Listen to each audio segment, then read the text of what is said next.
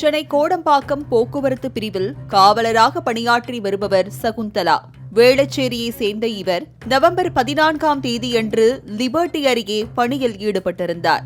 அப்போது அங்கு வந்த போதை ஆசாமி ஒருவர் பூக்கடை நடத்தி வந்த பெண்ணின் 8 வயது சிறுமியிடம் இரட்டை அர்த்தத்தில் பேசியிருக்கிறார். இதுகுறித்து பூக்கடை வைத்த இளம்பெண் காவலர் சகுந்தலாவிடம் கூறினார். இதையடுத்து அந்த ஆசாமியை பார்த்து சிறுமியிடம் என்ன பேசுவது என்பது தெரியாதா என கண்டித்தார். அதற்கு அந்த ஆசாமியோ சிறுமியை விட நீ அழகாய் இருக்கிறாயே என கூறியவாறு சகுந்தலாவின் கையை பிடித்து இழுத்தார்.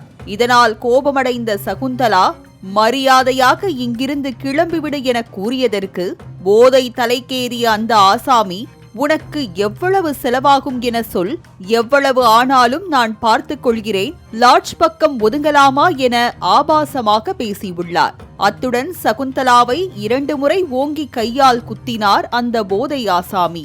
பின்னர் அருகில் இருந்தவர்கள் ஓடி வந்து போதை ஆசாமியை பிடித்து குமட்டியில் குத்து குத்து என குத்தி காவல் நிலையத்திற்கு தகவல் அளித்தனர். மேலும் காயமடைந்த சகுந்தலா KK நகர் அரசு மருத்துவமனையில் அனுமதிக்கப்பட்டதை தொடர்ந்து போலீசார் போதை ஆசாமியை கைது செய்தனர்.